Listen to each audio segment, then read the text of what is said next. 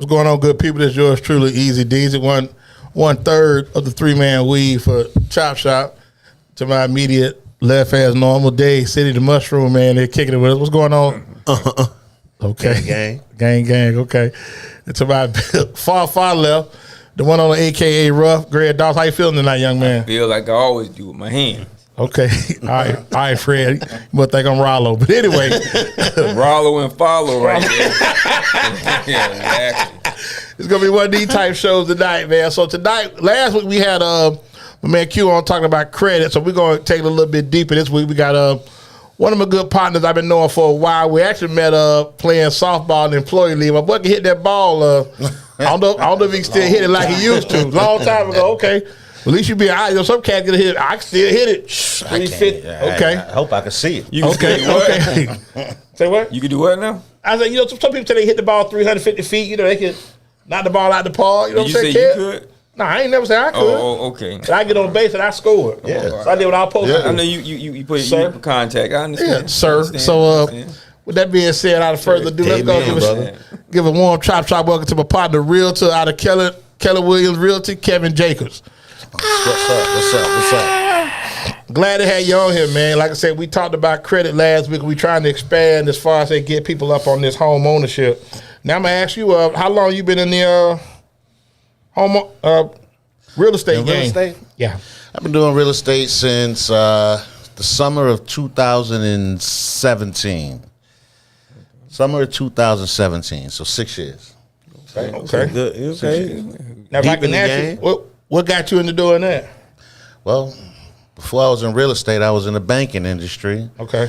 And one day, one of my friends, one of my good partners, we used to coach baseball together. He was like, "Yo, you want to be rich one day?" Huh? Ding, ding, ding, ding, ding. So the light came on, huh? Yeah, he said, "Listen, real estate is endless money. You know, it's a legal hustle."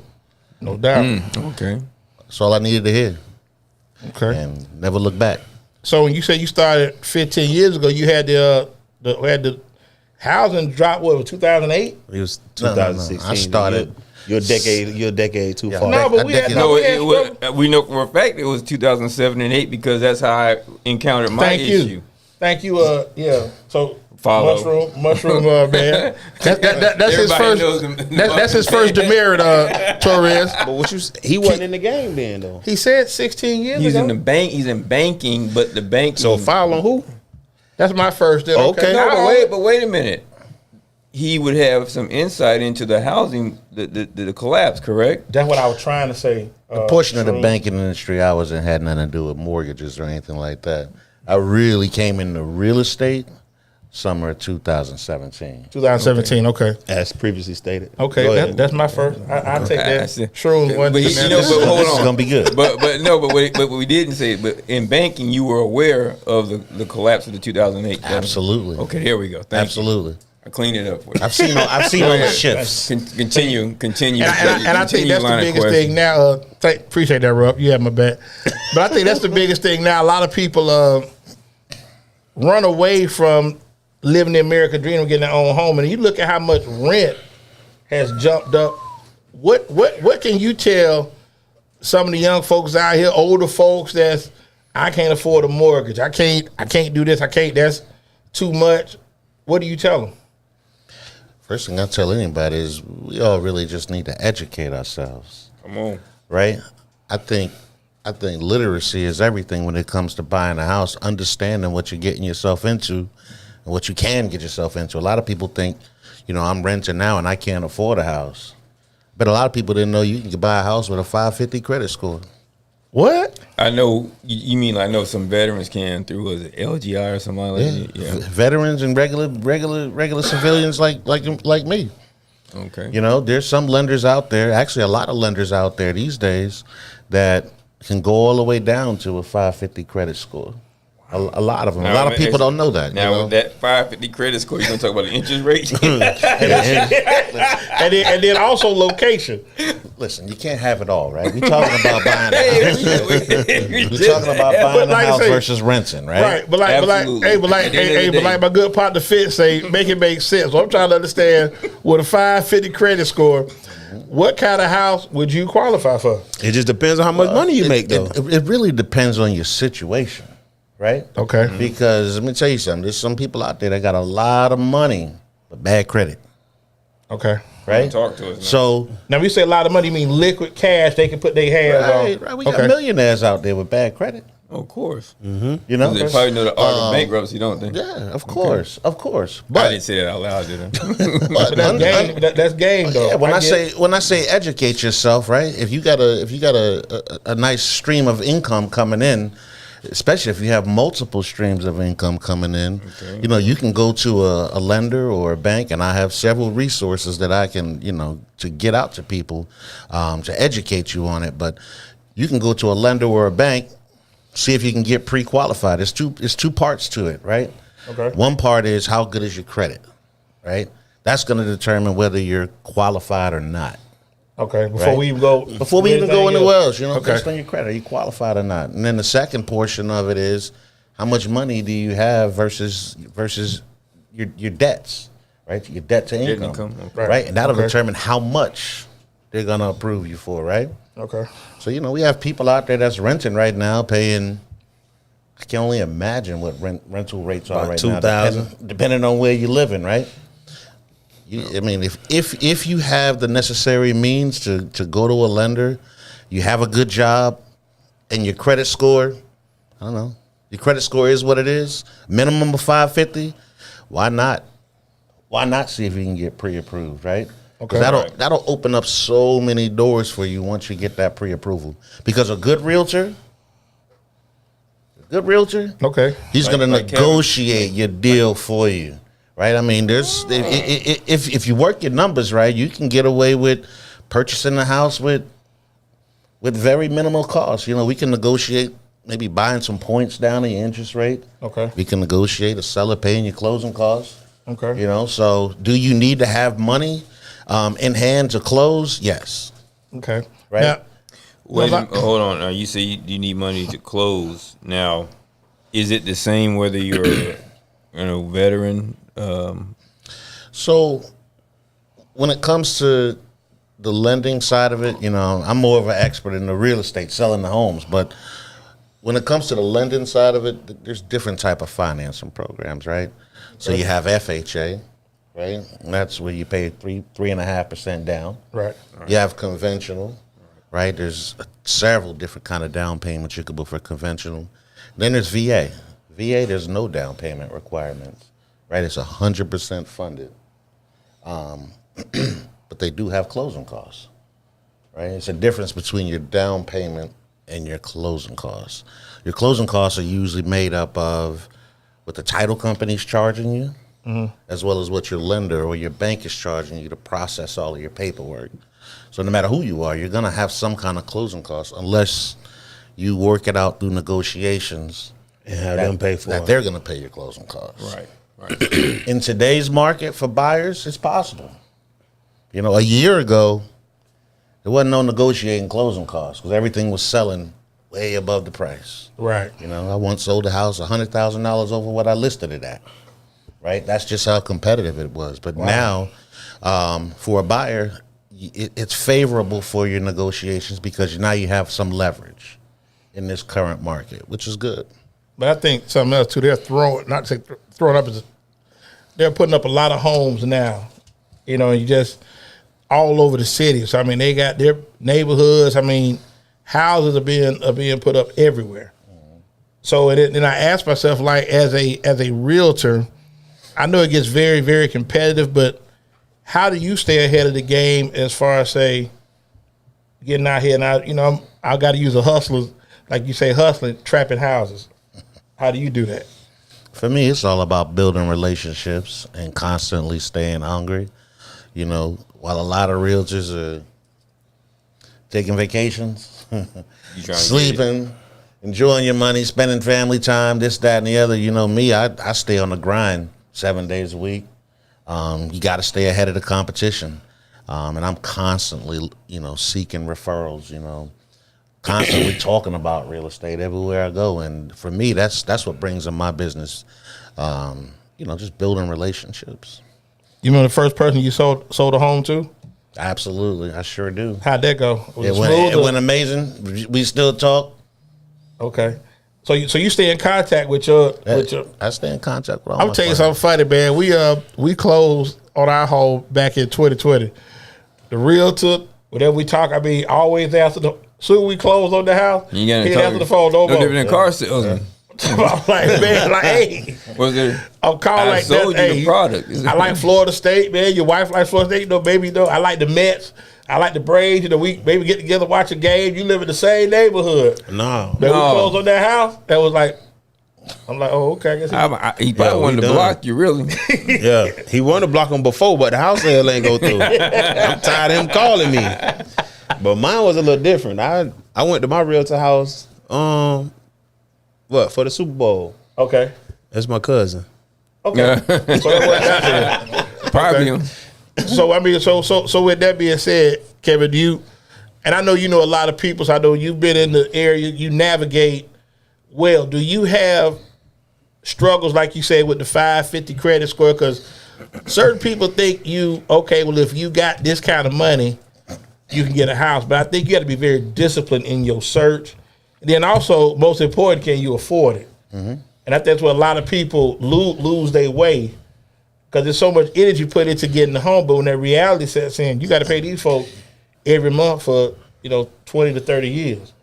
Well, that's why it's important to educate yourself throughout the entire real estate process and what it means. Because you could be pre-approved. Let me give you an example. You could be pre-approved for $250,000. Okay. Right. You got to understand what will $250,000 get you in one neighborhood versus another. Okay. Right? You also got to understand what type of financing you have. Do you have FHA, conventional, and so forth? Because every house, every townhouse, every condo doesn't qualify for 250 for FHA financing. Okay. Right? It may not qualify for VA financing. So you really got to understand what is your pre-qualification get you.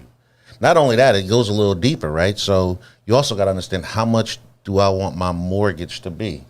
Because you can have a $250,000 pre-approval and buy a house for $250,000 with no HOAs, and your mortgage, just as an example, throwing a number out there, is $1,200 a month. Or you can go buy a $250,000 house, and there's a $200 a month HOA, and your mortgage is $1,600 a month. Right, so you got to understand and educate yourself on truly what you want, what your criteria is. Can you buy a house with an HOA? Can it not have an HOA? Can it have a seat? There's so many variables to it, which is why it's important to get with a realtor that understands the market, understands the game, and somebody that'll actually walk you through the process and not just, feed you what they want to feed you. But when it comes to CDD fees or HOA fees, when you do your contract, because I know those things can fluctuate, because you can get into an area that doesn't have one as of yet. When you write the contracts for the mortgages, do you inform them that, hey, this is a separate agreement? So as far as the contract is concerned, the contract doesn't necessarily go in detail as far as HOAs and CDDs and so forth. There's a separate disclosure. If a community has a HOA, there's a HOA disclosure which discloses to whomever the buyer is, this is the HOA for this specific neighborhood. It's really the lender's responsibility to go over the numbers with the buyer. And then once they have that consultation and they come up with their pre-approval amount, then it comes to me as the realtor. And I see what their criteria is, and I frame my searches based on whatever they can do. Right? Okay. Do you ever have to interact with the lender? Like, okay, if they're... It's highly recommended. Okay. Highly recommended. Okay. So you definitely have old relationships that you lean back on, right? I have a lot of old relationships. So there's a lot of realtors that I work with only 1-2 lenders. I believe similar to a realtor, a lender relationship is relationship based as well. So I try to pair my buyers up with the right lender, right? So you work for them, right? Every lender is not going to be a great fit for every specific buyer, right? Depending on their needs and so forth. So I try to pair up my buyers with the right lender. I work with many lenders out there. So, I wanted to ask you a question. Are there certain kinds of debts that are immediate disqualifiers, whether it's bankruptcy, child support, charge-offs, or what have you, or make it more difficult, I should say, for financing? Yes and no. Again, that's more on the lending side, but I'm gonna ask you from your banking experience. There's ways around everything, right? I mean, there's hard money lenders out there. For instance, I didn't want to bring them up. There's hard money lenders out there, for instance, right? But I mean, there are some categories: bankruptcies, foreclosures, and so forth. I forgot about them. Yeah. They can slow down you. They can impede your progress. I can't say that it will completely eliminate your progress from being able to do it, because I'm pretty sure that there's some lenders and hard money lenders out there that have some creative financing that will allow somebody to buy a house. Hey, does their creative financing include guys coming by and knocking on your door with gloves on? Moose and Rocco? Listen, whatever it takes, right? You promised me you're going to pay me every 2 weeks, like a buy here, pay here car. I want my money. You got houses, people live in houses like that? Nah, I don't. Oh, okay. I hope not. No, but they are. Hey, that. listen. Now we talk about hard money lenders. When I was learning a little bit more about my situation with the HOA foreclosure properties I had acquired, and even I don't want to mention his name, the individual we spoke about earlier before we went on air. A lot of these hard money lenders really would make you scratch your head, but they're out there. Yeah. And they got that kind of money available. What? Too. Yeah. Yeah. Well, they can give you, okay, they can fund the house. Hey, I can get it, but you better have it for me. Yeah. Yeah. So I wouldn't recommend it. I would stick with my man Kevin, because that's a slippery slope. At least from what I've seen. I wouldn't mention any of the names of the individuals I know, but they they out there. But I got a question for you. So people with that 550, they trying to get in their home, and they get denied. They can't get an approval. What do you do with those people? Do you have a way to work with those people? A way to? I have a database, right? And I put people in specific categories. My hot category are the people that are ready, willing, and able to buy a house right now. You're pre-approved, ready to go, and I'm looking for you aggressively, right? Then I have my nurturing people, right? People that want to buy a house, but for whatever the reason is, they're either not buying right now or they can't buy right now. Those people I continue the relationship with, as far as checking in on them. I'll even send them properties to look at and so forth. But for me personally, I don't go out on appointments with people unless they're ready, willing, and able. Now, I have resources where, if your credit is challenged or whatever, I can send you to somebody to get your credit fixed. How long of a turnaround is that, if I can ask you?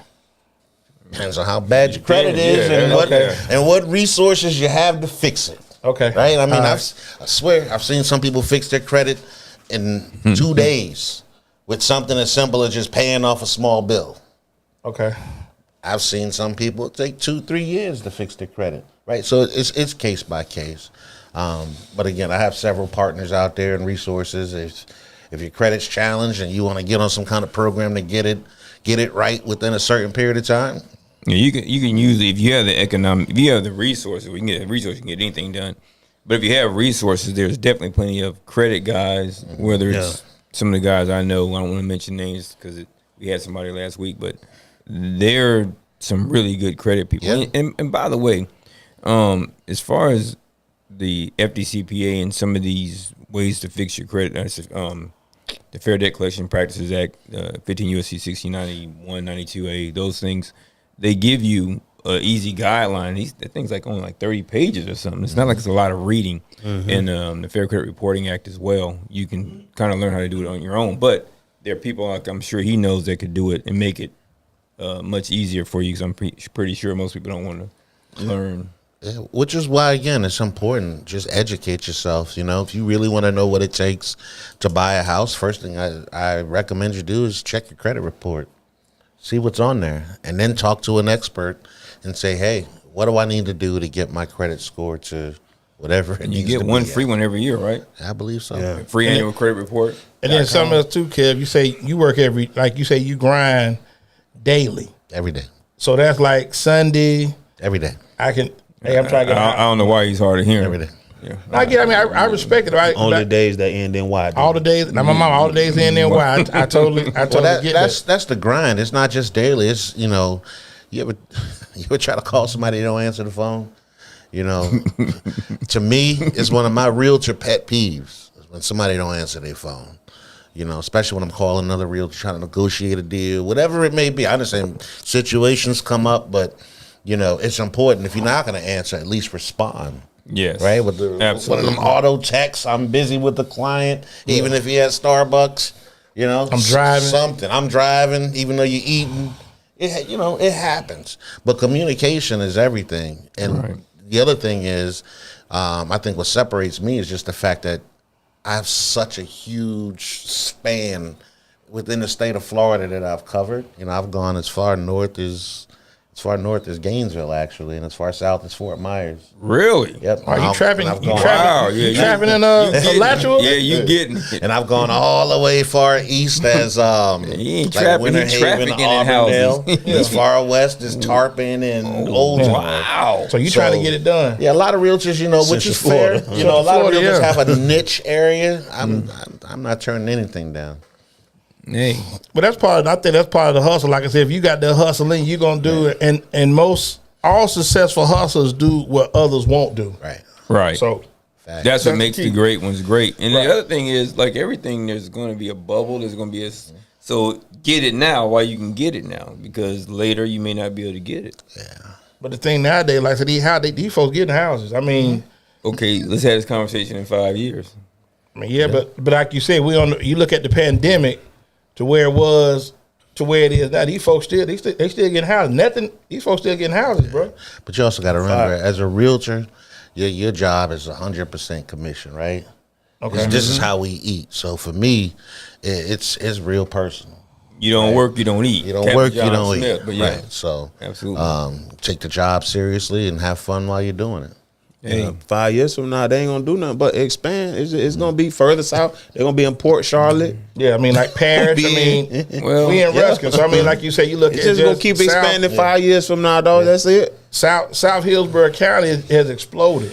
Yeah. Well, absolutely has. You know what I'm saying? I just saw One something thing about Florida, is we are a peninsula, so to speak, and you can only add so much concrete to the land. Okay, but I'm gonna throw this out though. My sister-in-law just sent me something today, and they talked about schools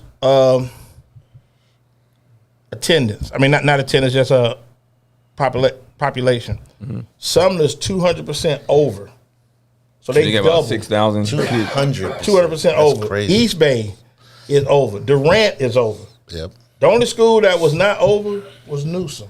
But like we talk all the time, It ain't they gonna gonna be keep over. their kids. They keeping their kids In the neighborhood. in the neighborhood. We ain't opening it up for everybody.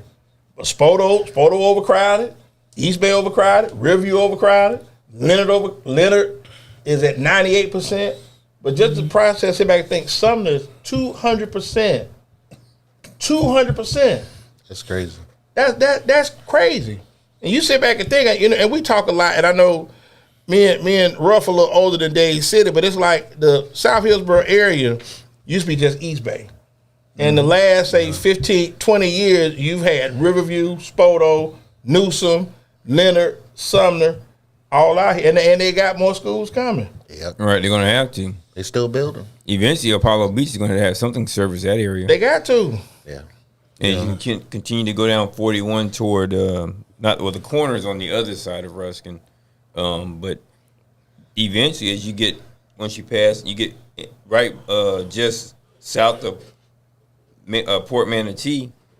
There's an area there that's exploding too. Right. But that's just like, and I be like, Dade City, which I went to school up in North Tampa, but I look at how New Tampa used to be where everybody moved, booming, everybody moved out there.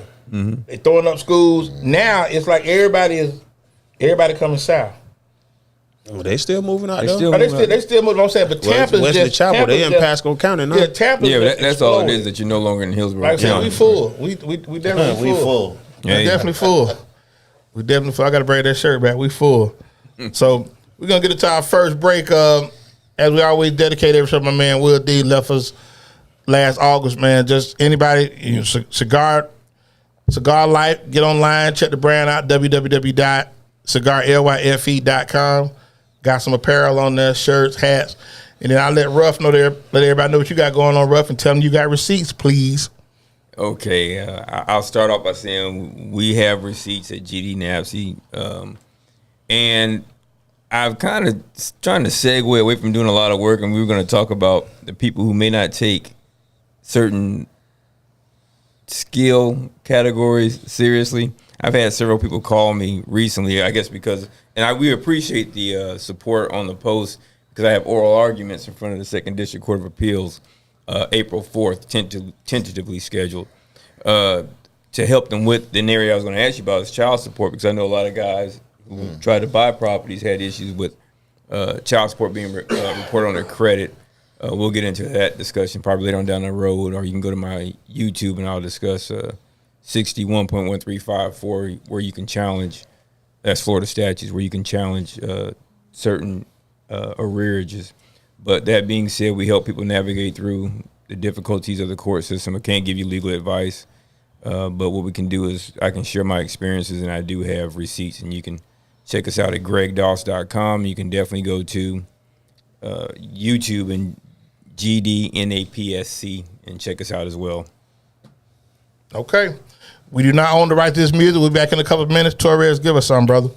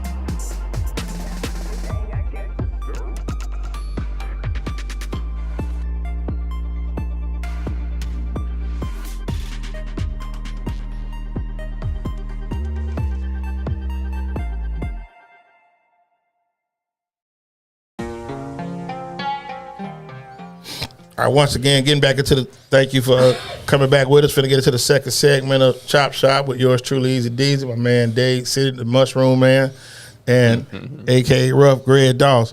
Special guest today, Realtor out of Keller Williams Realty, Kevin Jacobs. We talked about something earlier, Kev, before we went to the break. We talked about, you spoke about a pet peeve, people not answering the phone.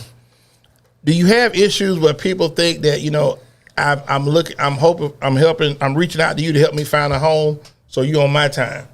You know, say for example, like, well, hey, let's set up a meeting.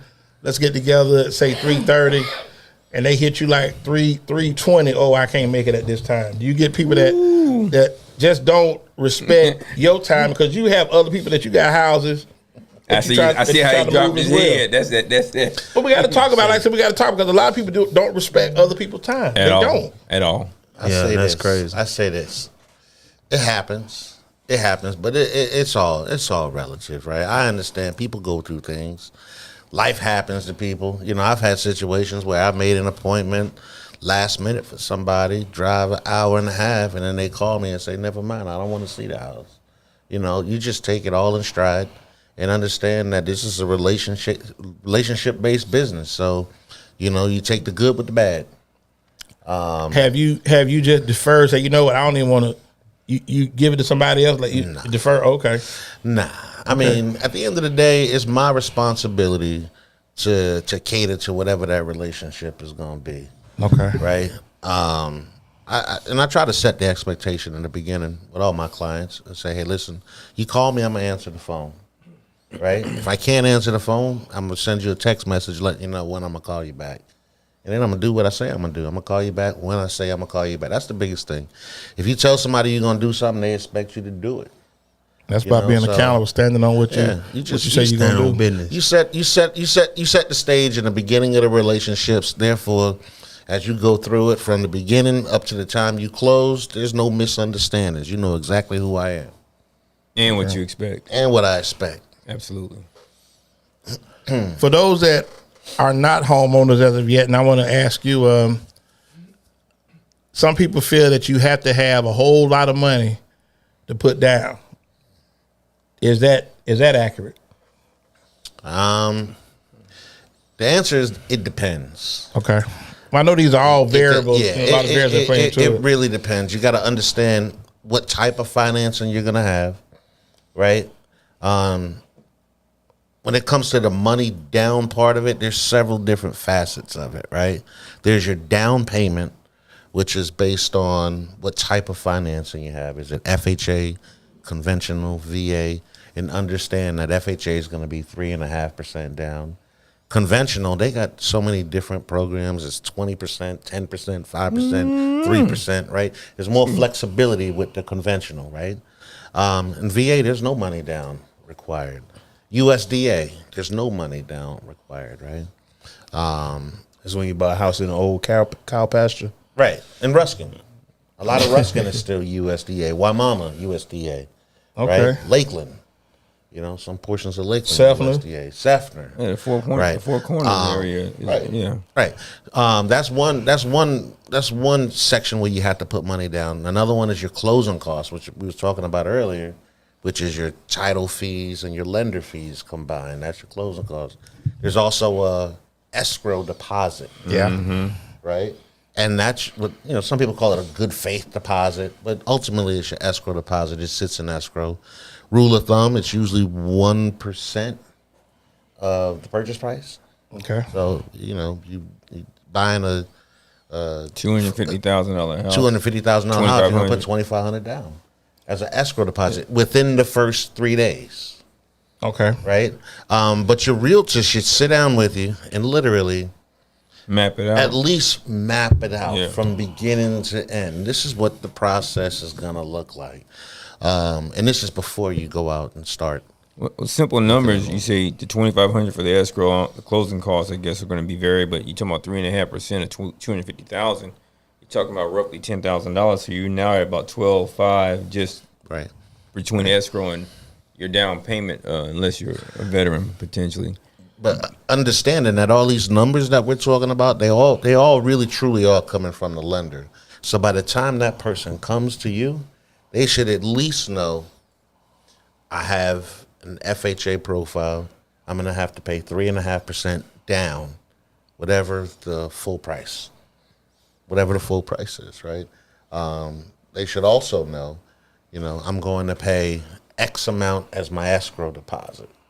They're also, if they have a good lender, they should also know this is what my closing cost is going to be, right? Going into it, right?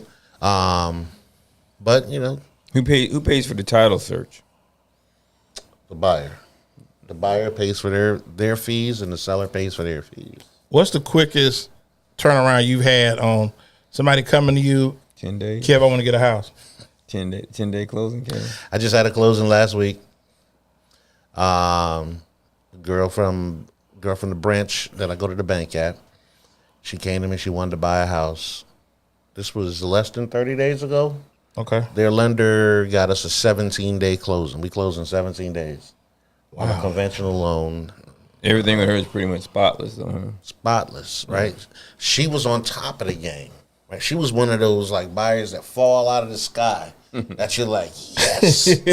But she had a plan then, right? Kev? She had a plan. She knew what house she wanted. Well, no, take that back. She didn't know what house she wanted. I found her the house. But once we found her the house and we went under contract, from that very first day, she had every piece of paperwork that lender needed on hand. Because a lot of the times, a reason why things either get slowed up or sometimes even canceled is just communication between that buyer and that lender. Yeah, I had that issue. It's a pull. The people don't understand that the lender's asking for this information because they have their requirements in order to qualify you for a loan. Whereas on the buyer side of it, it's like, oh man, this. Wait a minute, hold on, Kev. What happened with you? What happened with you when you did yours? Oh, my closing was crazy. So Oh boy. so we got the house and we found the house. Okay. And we actually found a house on accident. Like, we was going to look at another house. We rolled past that house and saw the sign in the yard. Mm-hmm. We never saw it on MLS or listed or nothing like that. And we went to the other house. We didn't like the other house. We pulled up at the house and walked in, and my wife was like, yeah, I like this house. We'll get this house. So we decided to get that house, put everything on the contract, but I'm entrepreneur, so I don't have no W-2. So that whole process was trying to prove income, tax documents, and all kind of stuff. So we ended up having to I needed a letter from the IRS. We ended up having to get an extension on the last day of the contract after the extension. The letter came in. So we scheduled the closing. We scheduled the closing that day for that day, and got there to the closing, and I ain't had the cash I needed. I had a card. Wow. And they didn't take card. And they didn't take card. So you got to scramble now. So I had to run. So it's like the bank about to close. Right. The title office about to close. Yeah. I had to run to the bank like right before we closed, and then run back to the office before it closed, bro. And it was like on the last day of the contract, and they had already extended. They was already mad because the house had been on the market for they were frustrated then, like 40 days before we bought it. Yeah, but they knew you had the money, so they waited. They might have been frustrated because they might have wanted to go to happy hour, but they wasn't going nowhere. They knew you had the money. Yeah, but like you said, they waited because they knew that sale. But you know, it's funny you said that because my mom told me the house I grew up in growing up. My mom said that we were living in an apartment, and a lady called her, asked for somebody, and said she was like, "That's you got the wrong number," and she was like, "I'm a realtor. Do you want to buy a house?" And she was like, "Yeah, let me talk to my husband." And that was the house we grew up in. Like that's crazy to me. So do you get stuff like that, kid? People just call like, "Oh, yeah, wrong number." All the time, every day. Okay, all the time. That wasn't the wrong number. They were just dialing out the phone book. That's what that was. Right. Absolutely. Well, do you want to buy a house? I mean, it sounded like when she gave it to me, I was like, man, that's crazy. That's how it worked. You cold calling. That's a cold call. Cold call, yeah. I think a portion of it is, though, a lot of people just don't understand the why behind why a lot of that stuff happens on the lending side of it. You know, because like I said, I used to be in banking before this, and the true story is, back in 2001 when the 9/11 stuff happened. Right. Yeah. Ever since then, the governments and the banks and everything, they tightened up their restrictions and their guidelines as far as what they require in order to finance somebody for anything, as well as they tightened up on their monitoring systems of how money is monitored. That's why they're asking you to validate where your money, where's your source of money coming from, right? Yeah. So, a lot of these lenders, they're asking for multiple bank statements going back. Yeah. To try to trace the money, to understand, to make sure that there's no, money laundering or anything like that going on. So it's a lot more to it than people truly understand. It is. As far as how the process works. I watched Ozarks though. Ozark? I said I watched Ozarks though. So there you go. This cat here, man. There you go. That's a great show, though, I know man. you talk about that, but when I had my situation with my properties, and I started going to Edgar and dealing with housing properties that were inside of trust, and I started realizing that in many instances, banks were being compensated for defaulted loans. Of course. Because of, PMI, and yet they were still coming after the properties in foreclosures, which I don't know if you want to. So they double dipping in. That's against the law. But I was going to ask you, you want to discuss this stuff right here, that kind of stuff, the REOs. I really don't touch too much REOs, I'll tell you the truth. I mean, I have sold properties. I've sold properties in pre-foreclosure. Short sales? I've done short. Well, I guess I have.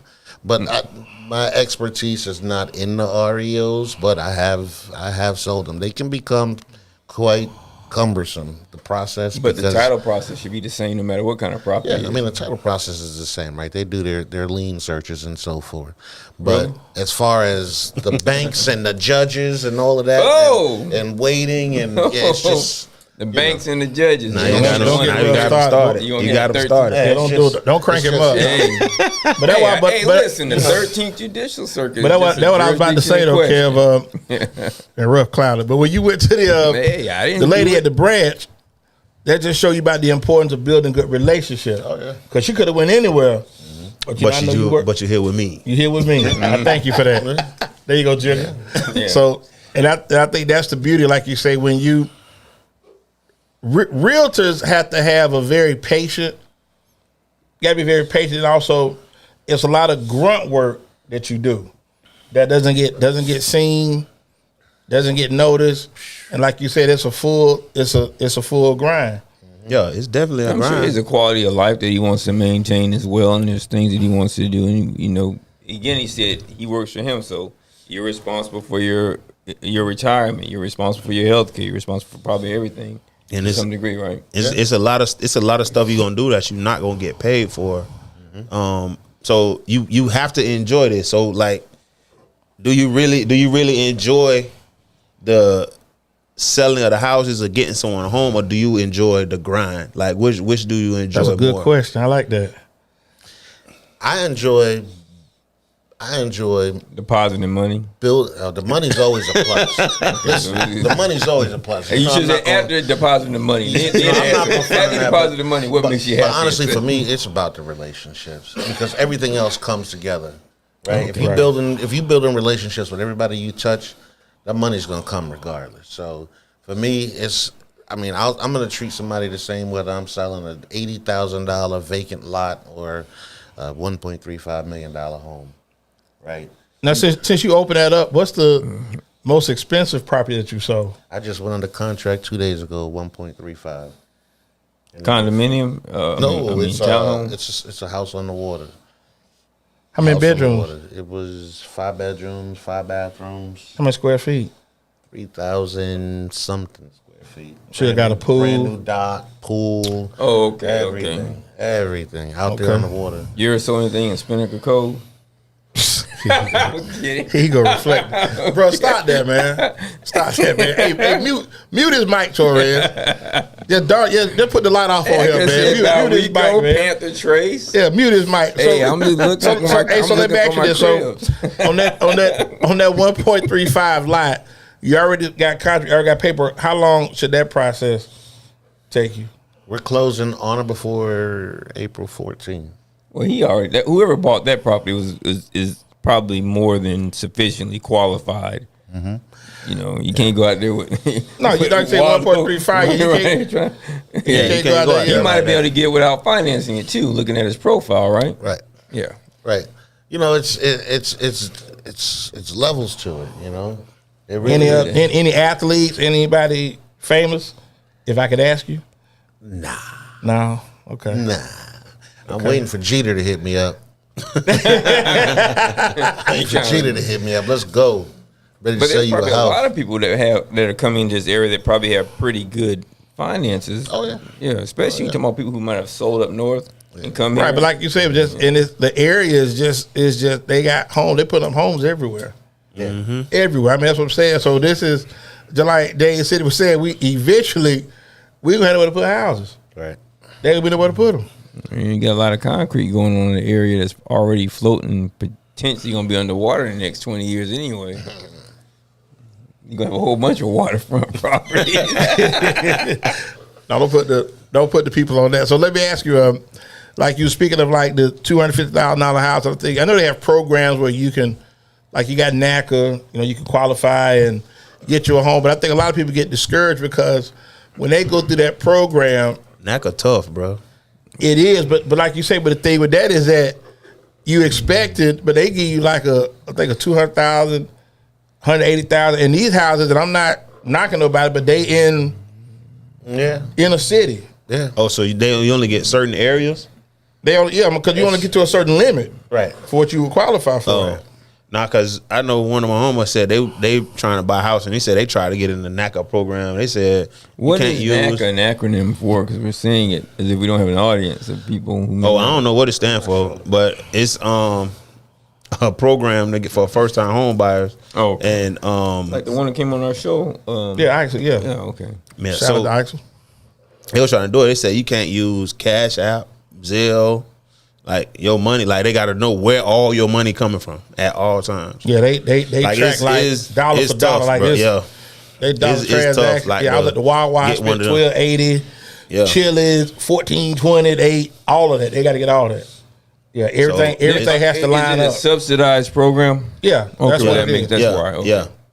All right. But I just know a lot of when you say for homes, I think a lot of people like you say pricing on certain houses, and I think a lot of people get discouraged because they be like, now you see houses, they got houses in East Tampa, like 3-bedroom, 2-bath, like $190, and I'm like, man, that's crazy. That's a good price then, because I'm seeing them 300 and moving now. In East Tampa, Absolutely. I mean, I ain't talking about like Ybor City. Nah, they No, over 300. They over 200. Yeah, $300,000 house is probably about rate, right? Yeah, I got right, a Kelly? listing right now in East Tampa. It was by the casino. Mm-hmm. Okay, you talking about that area? Yeah, Orient Park, like over there. Right over there. East Lake. East Lake. All right.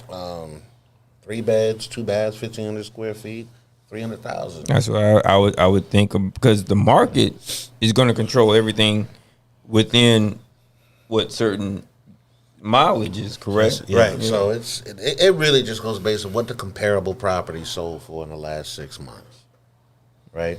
And truly, it's really the last 3 months because the market has changed, It's changed so much, right, so quickly, drastically, too. And quickly. and quickly, Yeah. in the last 6 to 8 months. So really, appraisers, right, who's the most important party in the whole process? The appraiser, You mean for used homes or for new homes? for both. Really, for both? Or an appraiser? A house has to appraise. A bank's not going to finance a home for more than it's worth. Right. Right?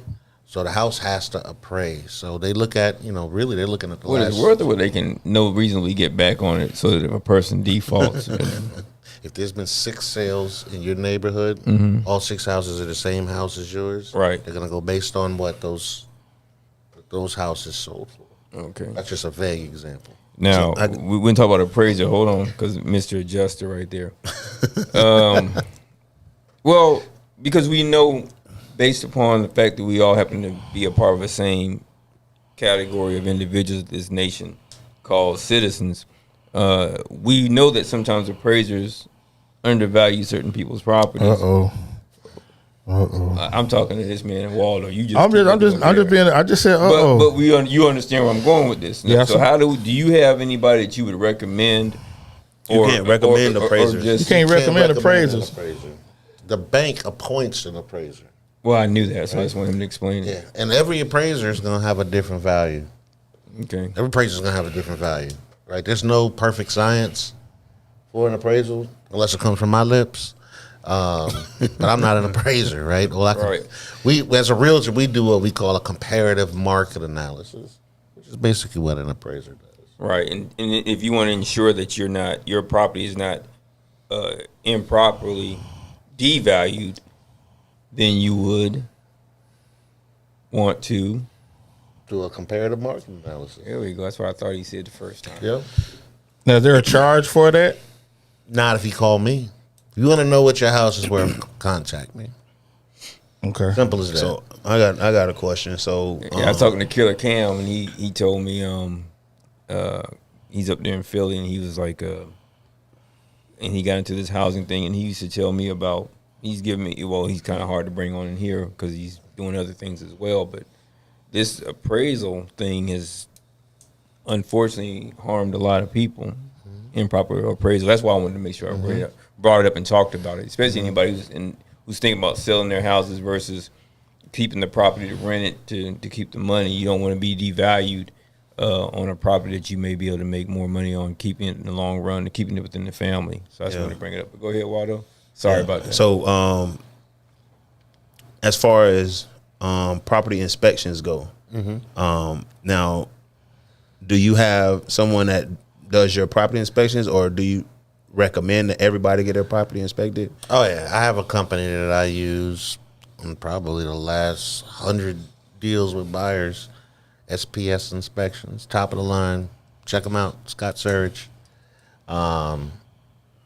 I recommend anybody buying a house, whether it's brand new or one that's pre-owned, get an inspection done. Did you say SPS? Like SPS. Sierra Papa Sierra, not Sierra the singer, Papa but the Sierra, desert. that's okay, right. There we go. But yeah, no matter what house you're buying, get an inspection done.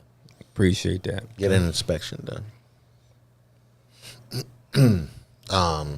New homes, you'll find, you'll get an inspection done, and you'll find 5, 6, 7, 8, 9 things that need to be addressed. Which shouldn't be surprising considering how fast some of them go up. We might want to look at the roof. We had some stuff in the wall. Yeah. So I found out in my home they put a closet door in the garage, so it's supposed to be like a fire rated door, and I would have never caught that if I didn't have an inspection. Yeah. Well, you didn't go through the VA then, right? Oh, no, I went through the VA, but I had my homeboy do it. He did my inspection. The VA didn't catch that, cause don't they? I know they won't guarantee loans that the house isn't built to a certain specification. They do all kind of inspections. Yeah, but we had to get it inspected. They had to pass the inspection. So if it wouldn't have passed the inspection, they wouldn't have been able to sell it. So he did the inspection. Right. One thing about them, they have plenty of protections for veterans who use the VA to include when it comes to issues of foreclosure, as well as who assumes the property, the no need for PMI, or private mortgage insurance. The VA helps save you money in those areas with that 20, because the PMI is if you don't own 20% of it, right? Right. So, okay, let me ask you, in the typical work, like you said, you never shut down. You always open for the potential homeowner. How many hours do you put in per day? Let's say a typical day for you. What time you get rolling? 4 o'clock. I'm gonna laugh when I answer that, but Go ahead. I'm up at 6 o'clock in the morning every day. I go to the gym every day, 6 o'clock. Okay. I start by checking my emails. As a realtor, believe it or not, checking your emails is working. Right? Yeah, right. You're responding to important inquiries, this, that, and the other. Usually around 8 a.m., I start pumping out phone calls to clients, following up on voicemails, whatever it may be. And then throughout the day, just taking appointments all day. And then at night, between sports with the kids and stuff like that, I'm constantly How do you keep that phone. balance? I was about to ask him that, how do too. you keep that back? I know you got. I remember you were coaching. We first reconnected. You was coaching JV varsity hoop. I remember that. Yeah.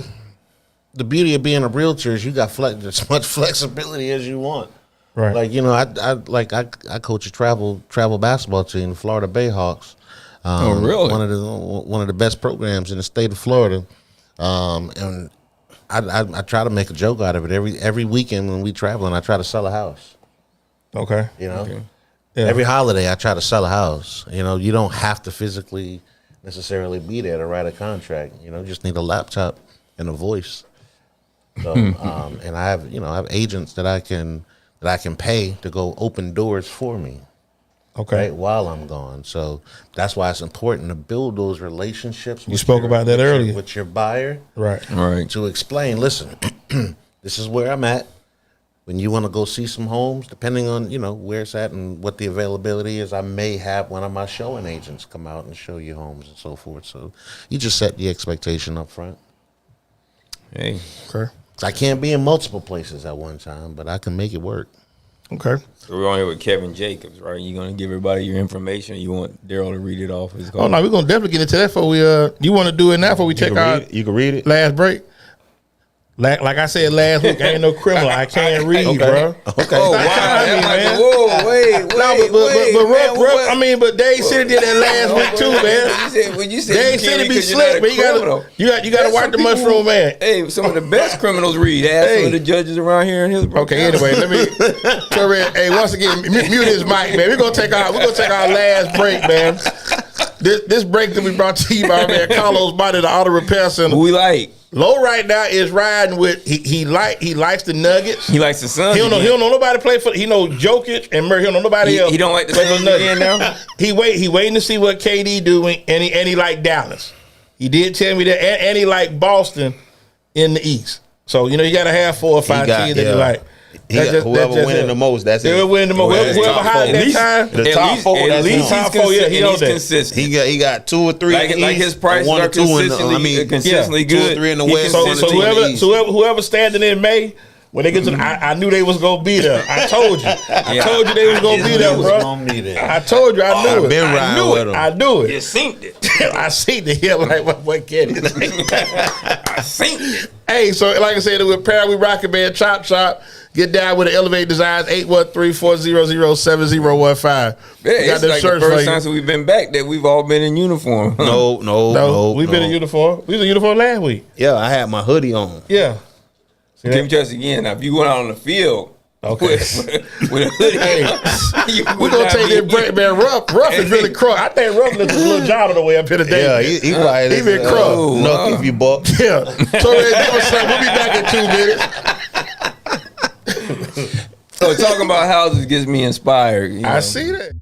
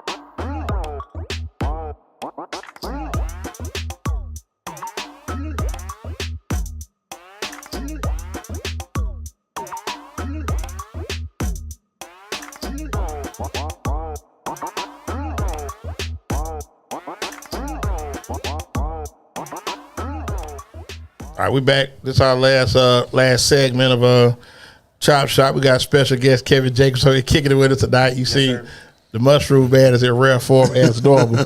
Now you spoke about you say you also spend time coaching with travel ball, and I know that's a grind. And I think we spoke about before Dave City spoke about high hoop in Tampa. And my biggest thing is that like this past weekend we had teams that played playoffs. Some got eliminated, some moved on to the next round. But I just think the quality of high school ball has diminished from where it was. And I think the golden age of high school hoop was back when Dade City hoop, like 99, 2000. We had the Graham boys. That was. I mean, that's the last era of where you had guys that really went out and got it, and you had good quality hoop all over the area. You ain't got that no more. Yeah. I mean, talk to me. You in it? Do you agree or you disagree? I think the invention of the cell phone changed everything. Oh, here we go. Say it again now. I mean, I think the invention of the cell phone changed everything. So you saying kids that aren't good? Social media. Social media. I mean, right. You want to narrow it down to what changed? Social media. You know. Well, for one moment only, I'll play somewhat devil's advocate and say, well, one thing that also has changed is such the growth has done this with the talent, and you guys would probably have a better chance of getting people on the same team because we didn't have this many kids. But the schools, I mean, but I look at where you had teams this year, like you've gone. Kids may not be hungry either now. That's what I'm saying. The more kids, you should have more talent. You should have more talent. Yeah, but you got to be hungry to be talented. Okay, well, Not really. Let me say this. Hungry Let me say this. To be great. And I don't want to fit no alumni Brandon. Brandon was a proud program. Absolutely. For years. Absolutely. You go back Tony Mack, you got Terry Young, you got Jeff Turner, you got the Graham boys, Cedric Poe, Jay Turner, Teron Stewart, Blake Allen. Yeah. It's a lot of horses that came out of Brandon. Brandon was getting running clock all year this year. All season. But when you talk about what you look at, it's not the quality of the student. Well, it's the quality of the athlete. People that used to go to Brandon too. Okay, but I'm saying, but they were a proud program. Okay, you had to follow the zone. Okay, but wait a minute. But even that, Waldo came out of Warden. Warden has always been quality. But that comes from coaching though. Okay, so you gotta have the horses to ride though, Waldo. That comes from coaching. He's had years where he hasn't had. No. Could you give him Brandon's team? Warden ain't never been running the clock. Ain't nobody. Warden ain't never been running the clock. Yeah, but it is. I'm not saying that he's had the best teams. He's had years where he hasn't had good teams. Okay, but he hasn't. They teams haven't looked crazy. Okay. That's what I'm saying. Like he's had the LeBron Cavaliers up there, the LeBron Lakers. He don't have that out there. Okay. What? LeBron, the one that won the championship in the bubble. No, the ones that's playing right now. The one with street clothes in the one that played last week. Yeah. When it got before the break. Lakers, them Lakers. Okay. So let me ask you, Kev. Do you still follow high school ball? Yeah, I still follow high school ball. Unfortunately, with Hillsborough County, part of the problem is just exposure. Right? You find that a lot of these, I don't know what you want to call it, other schools, private schools, prep schools. My son went to one of them. Right? Okay. They get a lot more exposure from the standpoint of college coaches. You know, it's very rare that you're going to find big name college coaches coming to Hillsborough County. Well, Calipari was here a couple weeks ago for Carter Knox when they played. Right. Like I said, it's very rare. Right. Where does Carter Knox go to school? Very rare. Tampa Catholic. Okay, that's what he just said there. I get it. And go ahead and say the rest of what you say. And Henson, like I said, when Henson was here, Henson went to North Carolina. Tell the other part of the story. We've had guys from private schools come on, and and I'm not defending or advocating on one side or the other, because although I went to a great institution years ago, goodness, my kids went to Jesuit in Berkeley. But one thing that you say is, they can be, they're coachable, and what's the other thing they're going to be? Eligible. Say it again. Eligible. And you know that the coaches and the background is going to get them the looks. Right. But I think, but for me, it's so much. I don't think it's fair, but it's so much talent that we had this year that we had in the area, as far as just say like young talent, like freshmen, sophomores, that are going to be back next year. So you just hope that the prep school, the private school, don't come in and pluck these kids. But then, with that being said, how do you keep them from? How do you keep them? You can't say don't take the great opportunity. Right. You got a chance to go to Mount Verde. You got a chance to go to IMG. Okay, so if you get that opportunity, like, is nothing you can do as a coach to turn that down. The only thing you can do is continue to build your program. You can't worry about them coming and getting your kids. You got to build a program. Like, well, there's no when you don't have neighborhood loyalty, Waldo. It's impossible to keep them from coming in, because at least if you had neighborhood loyalty, there'd be more of a a sense of pride, right? But the private schools, they've never had a neighborhood. The private schools have always been doing that. You know they got facilities. They do, but I'm saying like Resources. private schools have always been able to get collection. They've always been able to get the players that they want. They've always been able to do that, but they're doing it now to like basketball, and it's like. So let me ask you. Aren't they? You were a solid. Let me ask you. You were a solid basketball player when you played. If TC, Prep, KD, would you've gone to Prep or TC? TC or any private school? I wanted to go to Tech. I wanted to go to Tech, but that ain't private. I was just no, it's not. But okay. But I'm saying I ended up. Hey, I just caught what you just said. Did you had a chance to go to TC? No, I want to go to Tech. Like no, I'm just trying to tell y'all. Okay. I didn't want to go to Wharton. The school I wanted to go to was Tech, which it was basically like a school of choice, which is anybody in the county can go to Tech.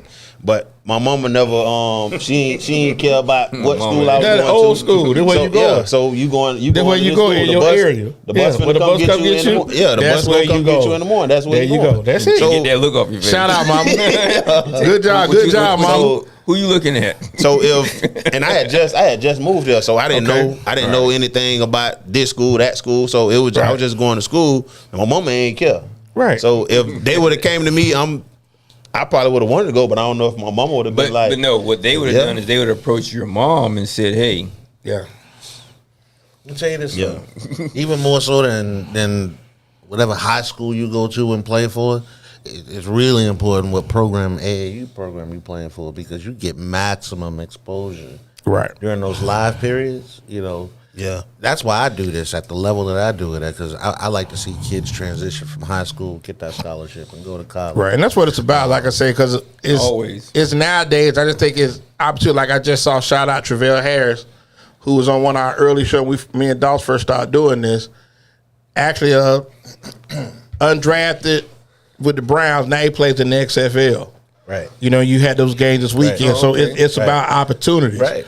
You know, and you don't have to play at a Power 5, you know, or blue blood school to get looked at. If you can play, you can play. Right. Absolutely. And they're gonna come get you if you can play. They're gonna find you, because I still am shocked by the John Morant story, where a guy went to get some chips, and they in the other gym, and he just stuck his neck in and saw this guy, who was this skinny kid, put in all this work. You know, he went and talked to him, was like, you know, I don't really have anybody looking at me.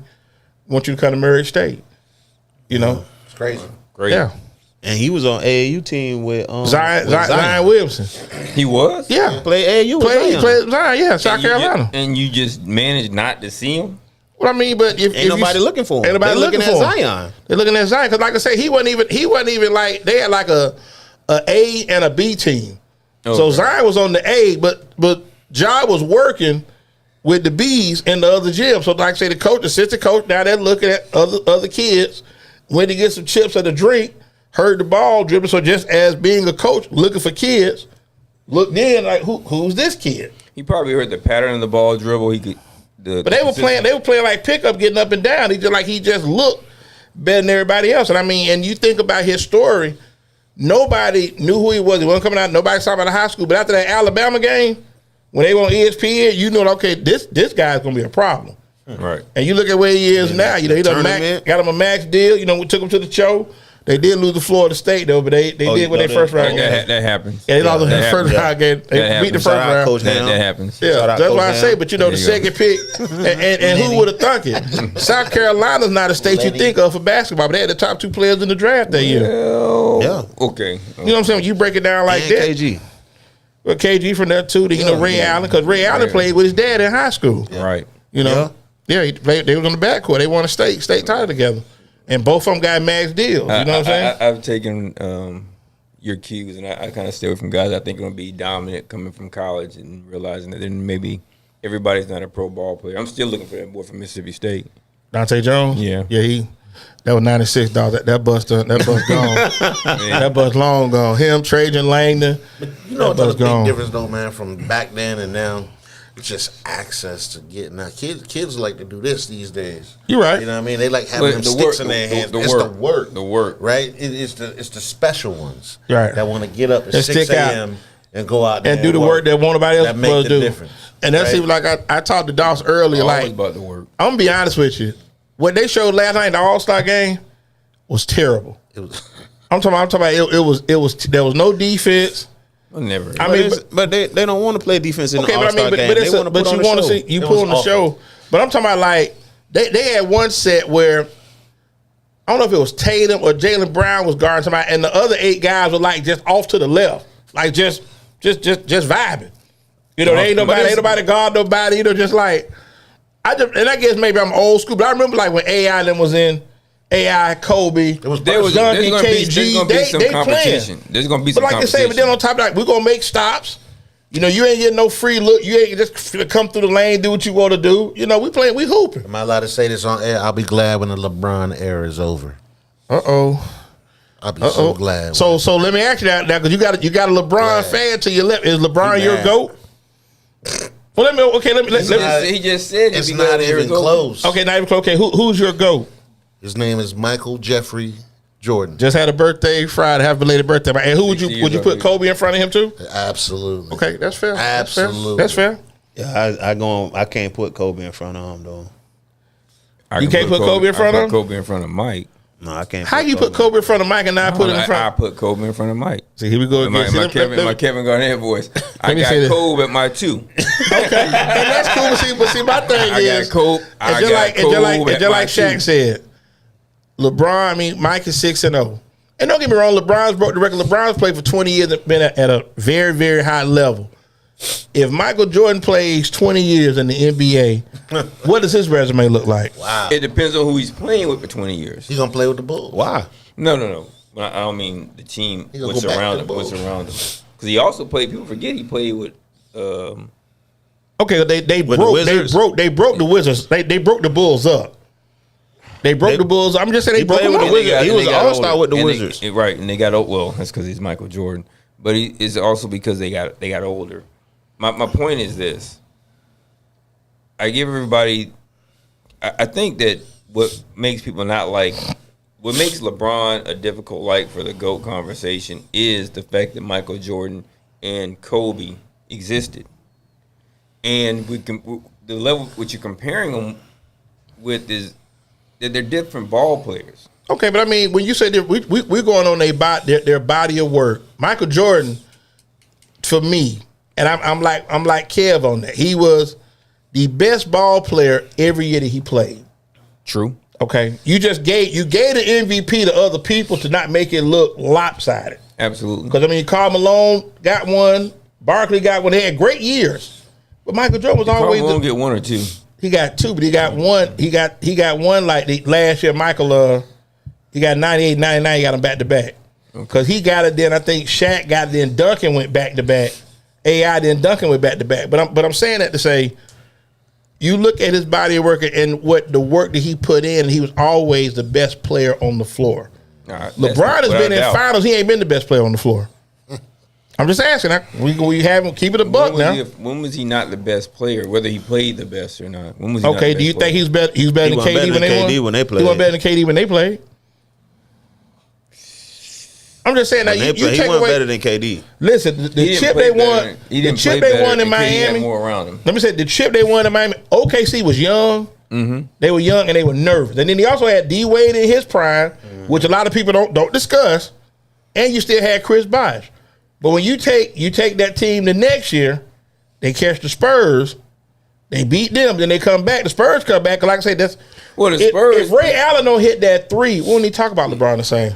No, because now you got Tim Duncan at 6-0. Yeah, I saw some crazy illustration the other day. I forget where it was. It was on some social media platform. They talking about LeBron. They showed the number of Hall of Famers LeBron has played with, right, and future Hall of Famers versus the number of Hall of Famers that Michael played with. It's crazy. Well, the standard is a little different. You know, I'm with Dion a little bit on some of this because don't forget the Basketball Hall of Fame includes your entire body of work, whereas you can go from college. Like I say, but I feel that Mike played with Scotty, Dennis Rodman, Tony Kukoc, Who else going to the Hall? Bill Cartwright. Bill Cartwright ain't going to the Hall. Now you tripping. That's he played with. That's all he played with. Luke Longley. Hall of Fame, although he's not going to get it, is Ron Harper, and I don't. It's just okay, but I mean that's a great argument. Yeah, he played a long time. But LeBron has played with at least 2 teammates everywhere he's gone, outside of maybe say Cleveland. Yeah. But who in LA? Kyrie. Who in LA? Anthony Davis. Anthony Davis ain't going to the Hall of Fame. He asked for Russell Westbrook. Yeah, he asked for Westbrook. He's going to the Hall of Fame. Yeah, but he's not the Russell. He's doing too much. Playing with Melo. Melo's going. Oh, she's doing too much stuttering right now. Yeah, he's going with Melo. Then he also D Wade. I never liked Melo. Chris Bosh. These are, and these guys were at their prime when they played. Kyrie. That's what I'm saying. Ray Allen. Oh man, keep going. He also played. He played with Shaq, but Shaq was older. Yeah, he played with Udonis Haslem too. Yeah, you didn't go to the Hall, but UD definitely shout out for UD. Good dude. What's his finals record? Refresh me. 4-6. 4-6. And we talked about this last week, kid. That's why I say and went Ruff be 8 tripping. years in a row, right? Okay, but you got swept 2 years. Mm-hmm. You got 4-1 2 more years, and then you got beat 4. You got beat 4-2. I'm gonna say something that was Gilbert Arenas said. The quality of the basketball player, the talent of the basketball player today, we underestimate. Because we think that because Magic is my favorite player all the time. But, and I love AI and Zeke. But the reality is these guys now are better ball players. Yeah. You have better universal ball players, so it's not like you're telling, okay, everybody says you can put Mike in here and he would average probably 10 to 12 points more a game. That's agree. possible. Facts. That's possible. Yeah, that's easy because the game has changed. But also you still are talking about a guy who's 6'9", 270 that moves like a deer. Okay. Yeah. So he's the size of Karl Malone, and he moves like Michael Jordan. Right. Yeah. He's actually bigger and all that, and he passed the eye test. But if it's game 7, and I need you to make this shot, that's a different question though. Okay, but that's part of it. We're talking about the GOAT. That's part of it. So how can you? I would take Kobe and Mike to take the last shot. I would even take AI. Okay, listen, wait a minute. But Magic showed you in '87 when he hit the hook. I'm taking the last shot. Mm-hmm. That's what great players do. I'm taking the last shot. That's his character. I don't think. Now when you had Kareem. But wait a minute. Hold on. Come on, bro. How many game-winning shots does LeBron have? He had several regular season. He has a couple in the postseason too. Okay, is there any postseason games where he could have taken the last shot? Well, Kyrie took the shot to win when they beat. Well, Kyrie's a shooter too. Okay, but you still. Where I'm missing you is that if you watch the Bulls in the '90s, you knew he was going to take the last shot. You can't say that because we're underestimating his greatness. Is what I'm saying. I don't think that he's. No. LeBron is a great ball player. But I'm not going to say he's the greatest player of all time. He's a better. Well, he top 2 players of all time. I say 3. I think 3.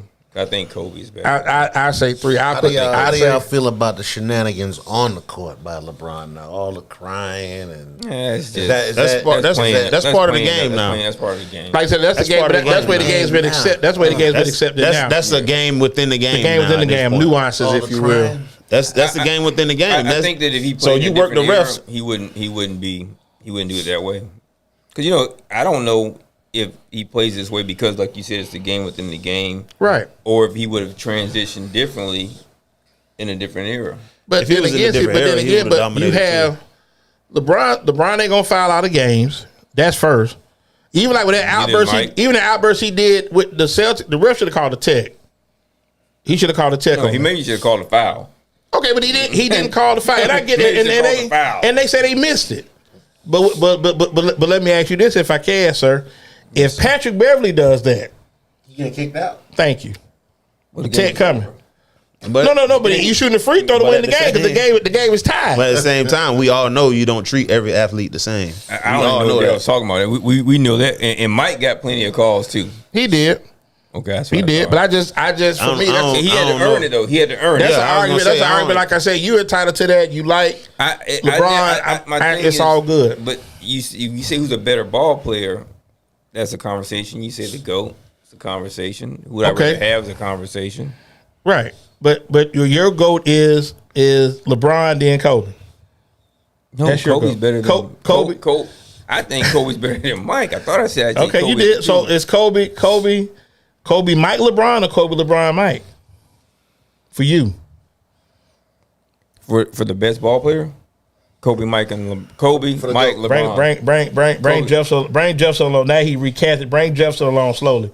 Ask question. Maybe you'll sound better when you Mike, ask and then Kobe, Mike, and then LeBron. But I'm saying when you say the best ball player, I can't say LeBron's not a better ball player, even though I think that Kobe, he's a better basketball player because of what he's capable of doing.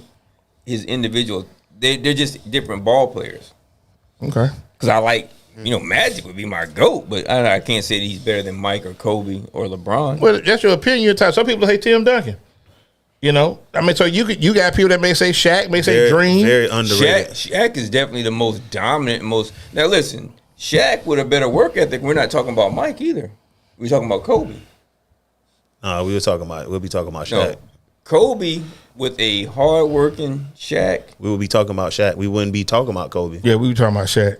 If it was a hard-working, let's be honest. Yeah, I think because Kobe ain't doing more that disservice to his own legacy than he. Because Shaq really was impossible to stop. But Shaq, but I think, but for him, monster. They won chips. But like Waldo said, the 25 to 30 points Kobe's average is now 18 to 22. Because you gonna feed Shaq. Absolutely. There's nothing you can do. Just you hope he misses free throws.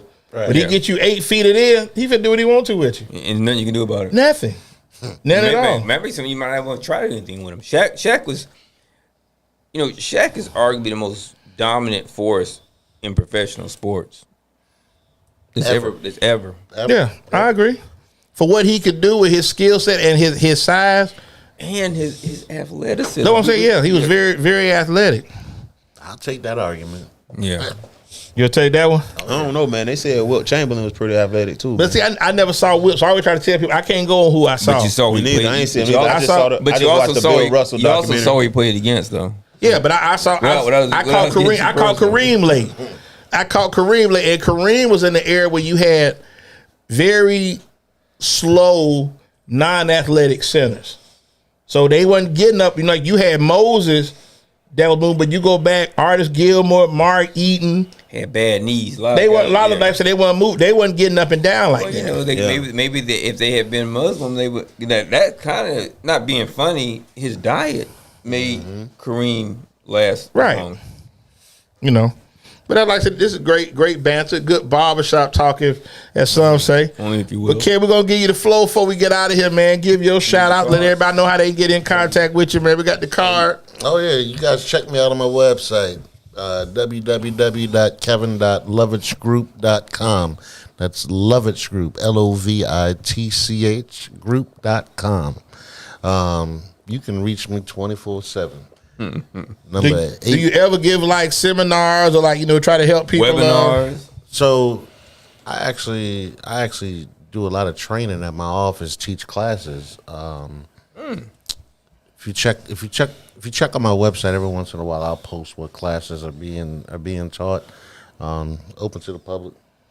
Definitely. How often do you do it? You gonna make me commit to something? No. Hey, the people want to know. So I heard the man say check my website. I know. As of right now, I'm scheduled for at least 4 this year. 4 trainings. I've already done 1. Okay. Actually, I've already done 2. Do you get that influx of clients with income tax? People get the refund. They ready to get down and rock and roll. This is the time of year. Okay. Between now and May, it's really the hot part of the year. It gets them over the top, huh? Yeah, no doubt. Okay, no doubt. The market is booming. I don't listen to anybody else. The market is booming. Don't let anybody tell you different. That's right. For buyers and sellers. For you sellers out there, the most important thing is price your house right. You price your house right, it'll sell. Simple as that. All right. And you're gonna do a comparative analysis to get that price. And you got the inspector too. Yep, I do free CMAs. I got inspectors. And CMA for those out one there. One stop. You got like a one-stop shop there. One-stop shop. You let me know what you need, I got you. That's a real hustle there, man. He gonna make sure you got what you need. Yeah. Got what you need. I'm gonna have to holler at him off L. Okay, transaction. Okay, with that being said, Mushroom Man is try to put his bid in. So as we always, everybody know the muffin man. We don't call him the mushroom. As we always got to recognize our last two sponsors to get these good groceries out to us, man. Give me a little Downtown Carver City, man. Mike Trigg, Eric Trigg down there at Conan's. Cap 1510 North Hubert, 813-870-0404. And you see the Wingstop cup I'm rocking tonight. I just went in there earlier, so I'm gonna dog that so we get off the show. They got 4 locations that sponsor the show. Thanks for asking me anyway. Say what now? I didn't want any, but thanks for asking us anyway. Hey, what are friends for, bro? Thanks a lot. All the time.